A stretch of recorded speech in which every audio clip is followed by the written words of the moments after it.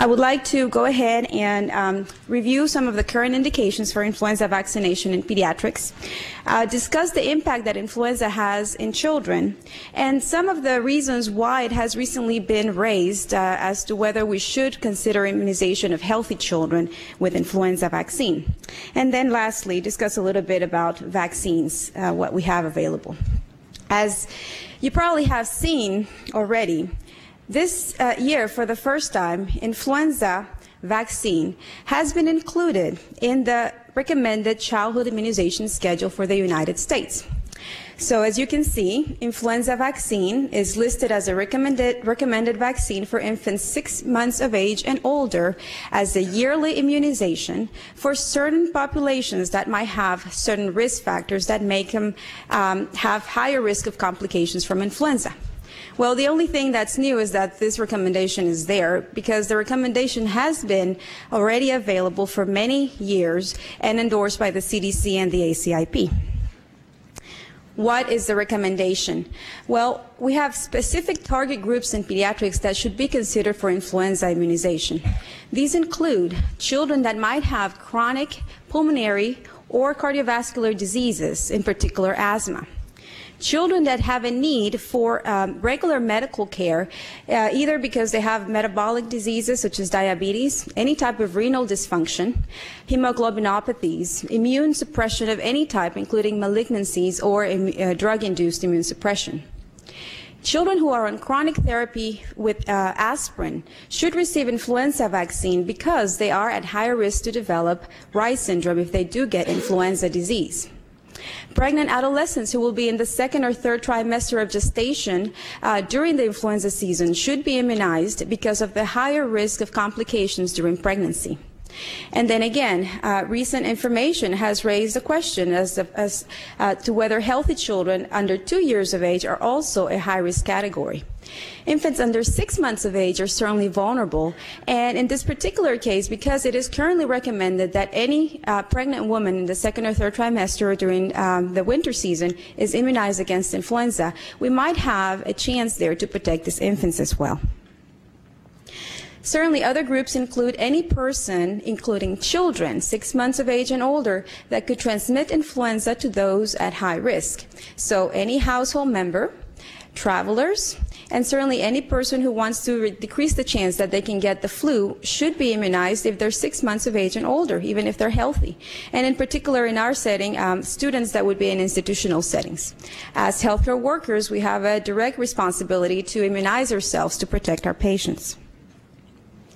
Well, how well are we doing this? These are two recent publications from MMWR and then another study in which they looked at the vaccination rates in this country for persons who should be vaccinated, so people who have high-risk conditions. And you can see how certainly it has been greatly emphasized that persons 65 years of age and older and now 50 years of age and older should be immunized. And people working in nursing homes are doing a pretty good job. Well, this is what pertains to us in pediatrics. We seem to be protecting only about 1 of every 4 of our children that should be immunized. And if you look at the distribution, though, this is a different study in which their overall immunization was 31% for children who are at risk. You can see how certain children have a better chance of being protected than others. Here you can see, for example, children with cystic fibrosis had a very good rate of immunization compared with children with malignancies in which they were really not protected. Some might think that the reason for this is because it's perceived that children with immune suppression might not respond well to immunization with the flu vaccine. However, some response is better than none. And certainly for patients with asthma or chronic heart diseases, we don't have that excuse, and we're still needing to do some work on that. This is these are the results of a survey done in a population of parents with children that had high-risk conditions and who should have been immunized, asking them why were their children not immunized against the flu. And you might think that, you know, people would say that it's because they don't think they need it or because they're afraid that they might have some side effects or some allergy to the vaccine, but that is actually the minority. Most people did not give the vaccine to their children because they were unaware that there was a vaccine for children or because their doctor didn't recommend it. So you can see how at least for 50% of our patients, just simple education from our part should do a big, big job. Why should we immunize against influenza? Well, this is just in general. For the population of the United States, influenza has been determined to be responsible for approximately 25 million physician visits every year, for hundreds of thousands of hospitalizations, and up to 40,000 deaths yearly. All these situations, of course, result in very high indirect medical costs. And then if you consider that influenza actually mimics a lot of other infections and can result in complications of other diseases, resulting in mortality, maybe the actual toll is much higher than what we think. In pediatrics in particular, we need to worry about it because children have the highest rates of infection with influenza. This is a study in which you can see different age groups, including adults and children. And you can see how the infection rates, as depicted here in the y-axis, for primary infection, so this is the first time influenza is circulating in the community, are highest among school-aged children and preschool-aged children, much higher than any other age group. Secondary infections, meaning people who are infected from a contact, maybe in the house or in the school or in the work setting, are also highest among school-aged children and preschool-aged children. And so you can start seeing here the role that children have in actually introducing and spreading influenza in a community. They started, they continue it. So this is what happens. Usually the index cases are actually children that are immunologically naive, so they've never had the flu. They get the flu and they go ahead and infect other children in their school. These children will go home and infect their parents and their siblings, and the parents and siblings will go on into the community and continue to infect other people. And therefore, they would place at risk a lot of the other persons that might have high-risk conditions as well. Also, children in general will suffer significant influenza-related morbidity. It might not be a deadly disease for our children, but if you see here, children under 5 years of age have the highest rates of medically attended illness of any age group during an influenza epidemic. They also have the highest rates, except for elderly adults, of acute respiratory disease-related hospitalizations. And certainly, if you can see these high numbers here, would have an impact in the very high mortality that we see in persons over 65 years of age and older, who are considered to be the most vulnerable population. It is clear that children with underlying medical conditions have the greatest risk of morbidity, and this is something that has been reported for many years in studies that date back to the 60s. In this recent one, for example, addressing specifically the risk that patients with asthma have, you can see how patients 6 months to 36 months of age, so these are our younger babies, have the highest rates of hospitalization, outpatient visits, and antibiotic courses during the influenza season, which is in orange, compared to periods around the influenza season and the summer. And this is true specifically for patients with asthma, but also for those with other respiratory diseases and for other patients with high-risk conditions. So consistently, during the flu season, the orange bar is higher at every time point. Children also have the highest rates of influenza-related hospitalization. So speaking about morbidity, these are children that are sick enough that they need to be in the hospital, either because they have high fevers or of unknown origin or some kind of respiratory compromise. And you can see here that high-risk children are depicted in the blue bars. As we have mentioned before, they do have the highest rates of hospitalization, especially infants under a year of age.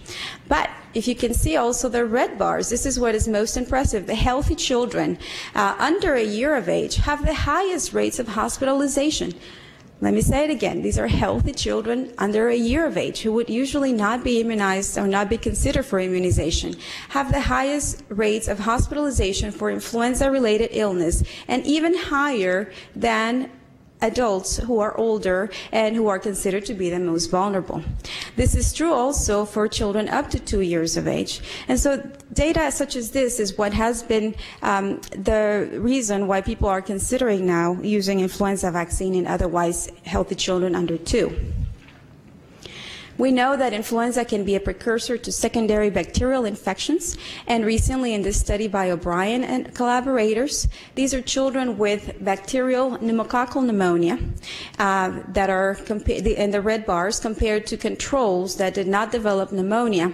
And you can see here that different age groups, in pediatric age groups, children that developed bacterial pneumococcal pneumonia had, in general, higher titers of influenza against influenza, indicating that these children had had a recent influenza infection prior to their bacterial pneumonia. Certainly, influenza has an effect and an incidence of otitis media as well. 20 to 50% of children with flu will develop otitis media. And if you just look at the causes of otitis media, viruses represent about 20%, and of those, influenza represents about 13% of the causes. So many recent documents actually continue to look at the impact of influenza in many ways. And this is probably the most recent information we have, again, considering healthy children as well, that influenza is responsible for up to 40% of cases of acute respiratory disease during a particular epidemic season. Influenza is responsible for 2 to 5 of every 1,000 children under 2 of being hospitalized during the season. And 10 episodes of lower respiratory illness in children under 2 per 1,000 are also caused by influenza. More cases, 5 to 6 cases of otitis media per every 1,000 children under 2 are due to influenza. And in terms of outpatient clinic use, up to 15% of pediatric outpatient visits are related to influenza. If you look at infants or children under 3 years of age, this number can go as high up as 35%. Certainly, the use of antibiotics is much higher during the winter season, and the impact of influenza in this respect has been determined to be up to 10% and up to 30% in specific age groups under 15 years of age. So again, a lot of these data, including the fact that the greatest morbidity occurs in infants and that children have a significant role in the dissemination of influenza, have led to the consideration of immunization for healthy children. If we vaccinate them, what we will achieve is be able to reduce the risk of these children to become infected, decrease their severity of symptoms directly and probably complications, but more importantly, decrease their infectivity and also be able to decrease the exposure of unvaccinated individuals. As you know, in a particular population, if you have higher vaccination rates, you will not only protect the vaccinated child or person, but also unvaccinated individuals with what is known to as herd immunity. This is an example of a situation in which herd immunity could have played a role. This is the experience recently reported about a mass vaccination influenza vaccine use program in Japan. And what you see here is a timeline, and here you see rates of mortality depicted in the different lines. In Japan, in the 50s, they have a very significant epidemic of influenza, which led in the early 60s to implement a program to vaccinate all school children. So this is not high-risk children or persons, but just school children in general. And then finally, during this period of time in the 70s, this vaccination program became mandatory. And what you can see here is that this is mortality. Death of all groups of ages by all causes in Japan in the orange decreased significantly during that period of time, and also certainly mortality due to pneumonia and influenza, and had the lowest rates during the time when influenza vaccination was mandatory in school-age children. In the 90s, the program was discontinued and mortality continued to rise. So this is a suggestion that a universal immunization for these children who might have a significant role in spreading the flu could have impacts not only in their children, their community, but also in other causes of disease and complications and mortality. What is it that we have available? I'll switch gears now to the vaccines themselves. The Trivalent Inactivated influenza vaccine is the currently licensed influenza vaccine. It contains 2 types of influenza A virus, usually, and 1 influenza B virus. There are different types. One is the whole virus vaccine. It contains the entire virus, as its name says. There's the split virus vaccine, which is essentially a portion of the virus, and a subunit or purified protein antigen virus that contains the antigenic portions of the hemagglutinin and neuraminidase of the influenza virus. They're produced in embryonated chicken eggs. Their composition varies every year according to whatever strain would be circulating. And they actually produce humoral antibody responses to the hemagglutinin portion of the virus. Their use has been in place for many years, and they have established safety and immunogenicity. In children, these are the current recommendations. We actually should use for children the split virus vaccine. The reason being that this product has the least chance of resulting in adverse effects, in particular febrile reactions. For children, in general, the dose is the same as adults. It's 0.5 ml, with the exception of children under 3 years of age, in which you use half the dose, 0.25 ml. And the other important part that you need to know about vaccine in children is that when you give it for the very first time in their lives in children under 9 years of age, they should receive 2 doses, not 1, separated by a 1-month interval. Subsequent immunizations can be done yearly at a single dose. The route of immunization is intramuscular. And this is what we know.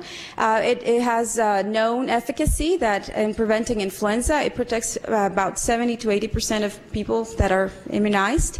It's effective in children by reducing, it has been measured also by reducing otitis media by about 40% and asthma exacerbations by 60 to 80%. It also benefits contacts of children who are immunized by decreasing the chance of respiratory illnesses and certainly up to 80% of febrile respiratory illnesses, which are more likely to be influenza, which is a febrile illness. The side effects are minimal in reality, although a lot of people complain about them. The most common one is soreness at the site of vaccination, which is self-limited, lasts a couple of days, and will not result in any significant effect. Again, especially in people who receive it for the first time, a systemic immune response might be observed, consisting of fever, malaise, and myalgias. This is uncommon. And really, allergic reactions are very rare. Please do remember that influenza vaccine does not cause the flu. This is an inactivated virus, and the occurrence of any respiratory symptoms such as rhinorrhea or congestion immediately after the administration of influenza vaccine are probably due to another virus or the flu, but not to the vaccine. One contraindication only is the previous history of an anaphylactic hypersensitivity to egg. There has been some concern about the use of this vaccine in patients with asthma, and mainly worrying about the potential effect of more exacerbations of asthma if you give the vaccine. However, this is a group in which it is indicated. And in this study, again recently published, of over 2,000 patients of different age groups, 3 to 64 years of age with stable asthma, patients were divided in a group that received 1 dose of the inactivated vaccine versus a placebo group, looking at the occurrence of exacerbations 0 to 14 days after administration of the vaccine. And as you can see, the frequency of exacerbations was actually very similar among the groups, and you can see the different measurements they did, peak expiratory flow rates, and the use of rescue medications in the 14 days after the vaccination were quite similar among the groups. So they concluded that vaccine is safe for children and adults with asthma. The second vaccine that hopefully will be available soon, and that you've probably heard a lot about, is the live attenuated cold adapted influenza vaccine. This vaccine is experimental, and it's currently undergoing review by FDA. It is a trivalent vaccine, just like the inactivated. It contains usually 2A and 1B virus strains that will be different according to recommendations, exactly like the inactivated vaccine. This vaccine is also grown in chick cell cultures, and it has very important characteristics. For one thing, it is a live virus, but it is created by the insertion, essentially, of the antigenic portions of a wild-type virus into an attenuated virus, and therefore it is not able to produce infection. It also has been grown at cooler temperatures, and it is cold adapted, meaning it has been adapted to grow only at cool temperatures, but not temperatures as such that you will find in the lungs. And so when you're immunizing someone with this vaccine, which is given an intranasal administration, you're actually mimicking the natural infection with influenza, and you're allowing the virus to replicate in the nasal mucosa. But the virus will not be able to cause disease or go beyond the nasal mucosa. Just like the inactivated vaccine, it results in humoral antibody production, but in addition to that, it also results in mucosal antibody and cell-mediated immune responses, which are key for viral infections. This is some of the data of the pivotal studies about with the live attenuated vaccine, and you can see how it conferred protection to about 95% of children with the circulating strain of influenza A, and up to 90% against influenza B, again contained in the vaccine. And this is similar or higher than the inactivated vaccine, which we said was 70 to 80%. So that's very good. But in addition to that, the second year of this pivotal study, it was noted that a new strain of influenza A started circulating, which was not contained in the vaccine, and still over 85% of patients were still protected against this virus, demonstrating that the vaccine is able to produce cross immunity as well. It protects against culture-confirmed influenza. Out of over 1,000 children that received the live attenuated vaccine, only 14 or 1% developed culture-confirmed influenza versus 95 of over 500 of placebo recipients. And this difference was significant as well.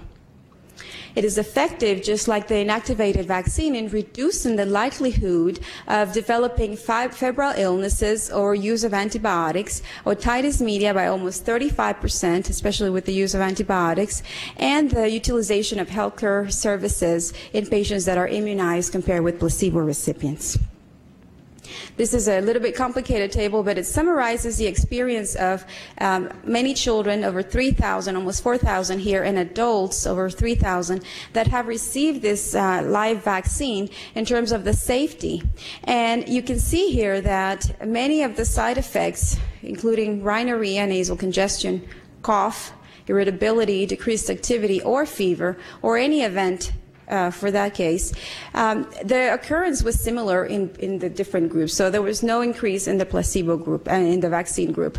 Certainly, the first time you receive the vaccine, you're a little bit more likely to have more nasal congestion, but not in subsequent doses. And this table does not include over 10,000 patients, children that have been vaccinated with the live vaccine in a study done by some of my colleagues at Baylor in Central Texas, in which they have been receiving the vaccine for 4 consecutive years without significant adverse events. How about children with asthma? Again, this vaccine is still experimental, and there's very little information in high-risk groups. But this paper was recently published just this year, telling you a little bit about what we know in children with asthma. This is a small cohort of 48 children, a little bit older, 9 to 17 years of age, with moderate to severe asthma, that received 1 dose of the live vaccine compared to a placebo group. And the primary outcome was looking at the change in the percent predicted FEV1 before receiving the vaccine and 7 days later. And you can see here the vaccine group versus the placebo, how before, these are the columns to compare pre and pre, or after, post and post, the different measurements by spirometry were essentially unchanged and the same in both groups. Similarly, for adverse events, local and systemic, there was no difference in the occurrence of any symptoms, concluding that the live vaccine was safe and well tolerated in children with asthma. In this particular group of patients, again, more studies are necessary before this vaccine is used routinely in patients with asthma. Another group that has been studied, just briefly, is immunosuppressed patients with HIV infection. These are very mild HIV infection, lower classes, only 25 patients each group, non-infected versus infected, a little bit younger, 1 to 8 years of age. And two things to remember: they were able to mount an antibody response. You see, after one dose, especially those that were seronegative when they received the vaccine, and which improved here in all the patients in general after 2 doses. And then the occurrence of reactions was not different significantly compared to the placebo group. Importantly, they looked at viral loads and CD4 counts, and those did not change significantly in the HIV infected patients. Another concern is that of viral shedding in immunocompromised patients, but the occurrence of viral shedding was similar in the HIV patients and the control group, and it lasted less than 10 days, and it was at low viral titers. So again, this is a group in which actually probably this vaccine will not be indicated, even if it's licensed, but it's important to have this information at hand in case a patient is inadvertently immunized with this live attenuated vaccine. So, I would have to say today to you that influenza vaccination is the most effective means to reduce the impact of influenza in young children, in high-risk groups, and in the community in general. The licensure of the live attenuated influenza vaccine will provide us with the opportunity to offer this vaccine to young children that are otherwise healthy and, as you can see, might be at risk for some severity of disease.